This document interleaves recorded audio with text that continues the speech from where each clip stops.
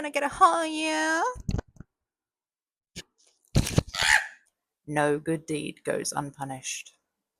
Hey, hi, hello, I am the human. This little weirdo, brain cell-less life form is Walter. Do you have anything important to say today, Walter?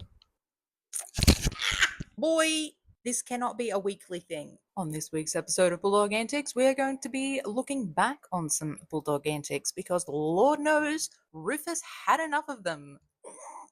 I recently remembered the fact that way back yonder, I actually had a blog for Rufus. I didn't remember to post on it very often, but there are some solid memories and some solid lols to be found on that blog. Personally, being autistic and having ADHD, one of my favorite forms of content is YouTube videos that I can listen to whilst doing something else. So that's what today's episode is going to be. So, heading back in time, at this point in time, we lived in Benoa on a canal, big corner block on, it's called a lake because it's where a bunch of canals kind of intersect, and we lived in a big corner block there. Don't think that we were being fancy. The house was absolutely falling to pieces. This block was lovely. The house was absolutely not. The backyard was a rather steep slope down to the water, and there was no rear fence, so nothing barricading between the yard and the water. It was a cul-de-sac that we lived on. Most of the properties on this cul-de-sac also didn't have a rear fence separating their yard, their property from the water, which made for some very fun times because if you had adventurous dogs whom you allowed free reign of your backyard and didn't supervise them, they could therefore just go into the water and immediately go around the side fence into the neighbors and just keep going the whole way around. Which some neighbors across the cul de sac, their two dogs, frequently did. And would then just come all muddy and wet and just come straight into your house because your back sliding door was left open for your bulldog to go out and do his business. So they would just come in and just jump all over your couches and all over your furniture whilst sopping wet and covered in mud. Ah, good times. But anyway, there was an old boat ramp which was just straight cement down into the canal. The cement continued into the water for a meter or two, and obviously, being submerged all of the time, it was slippery as shit. It was covered in algae and all sorts of glorious, slimy goop that likes to live in watery places. So automatically you knew to never go near the boat ramp section. If you wanted to go down to the water itself, then you just walked down off the grass. 'Twas a cold, rainy winter day, long, long ago. Where I am from, rain is unheard of in winter. It is not something that I consider natural for it to be both cold and wet. It had been raining at this point for what felt like for fucking ever. Gold Coast life, am I right? And thus the story commences. Sometimes being owned by a bulldog is not rewarding in the slightest.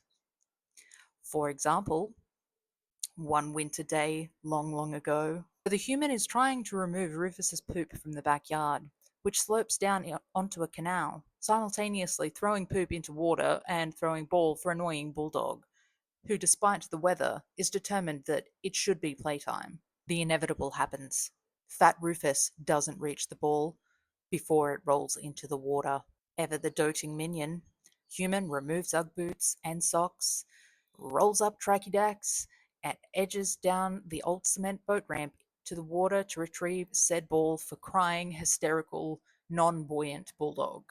Because we all know if we have a bulldog, they will put a toy somewhere they cannot reach it, and then complain mercilessly about it until we will fetch it for them. Cement boat ramp is slimy. Like, really slimy. Fully rugged up human proceeds to slide in a squat position down the length of the ramp into the water that she just threw poop into.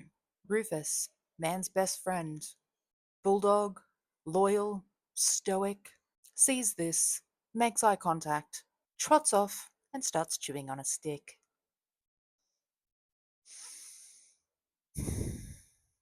I'm there picking up poos and admittedly throwing them into the water because it was pouring rain and flooding, and I really didn't feel like trudging back up this steep slope and around to the front of the house to the wheelie bins. Sue me. Fear not. Karma came for me. So, what is the moral of this story? I don't know. Maybe don't fling dog poop into the water of the canal that you share with probably thousands of people, considering we were on the lake. As if the fish didn't eat the poo immediately before it could get anywhere. Like, it's a tidal canal. It would. No, no. This was not karma. This was Rufus being a dick. This was Rufus being a dick. Now, arguably, the more entertaining aspect of this story is the fact that the cover photo,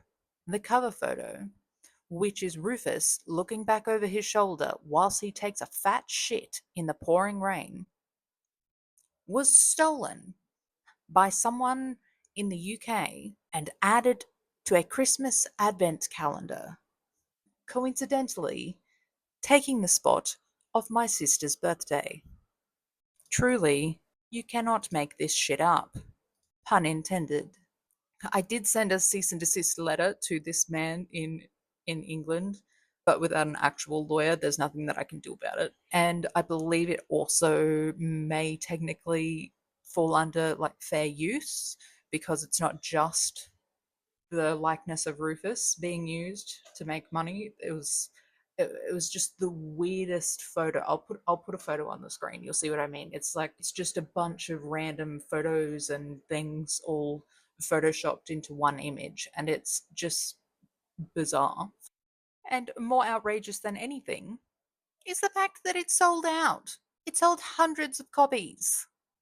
My dog in this weird Cold War Steve, if you ever see this. What the hell, man? What the actual hell? You could have at least tagged us in your posts. Although, in that vein, so could John Cena. He could have also tagged us when he shared a Rufus picture. Dick. We only found out about this also because one of Rufus's Instagram followers DM'd us to show us that it was being used. Of all the photos to steal, and I'm sure there are many that have been stolen because he was a cute boy. But really, of all the photos to steal and make money off of, you chose the one of my dog dropping heat in the rain. And sure, there are no words for just how funny my housemate found this entire situation to be. Shouts out Ruby. We miss and love you. I got all of the indignation. Ruby got all of the lols. That concludes this story, more or less. Please let me know what you think of like this particular episode format. If this is a type of episode format that you would like to see more of. I personally like this format probably the best simply because it's a format that I enjoy consuming. But please let me know. Let me know what you think. Let me know in the comments. Let me know in Instagram DMs. Please subscribe and like this video and do whatever the things are, the content engagements and things. I put out videos every Friday. This is going to be like the fourth Friday in a row, so I feel like I can say that. Hope you're having a spectacular week. Make good choices. Please boop your dog snoot for me. And I will see you all next week. Please subscribe. Bye. You cheeky.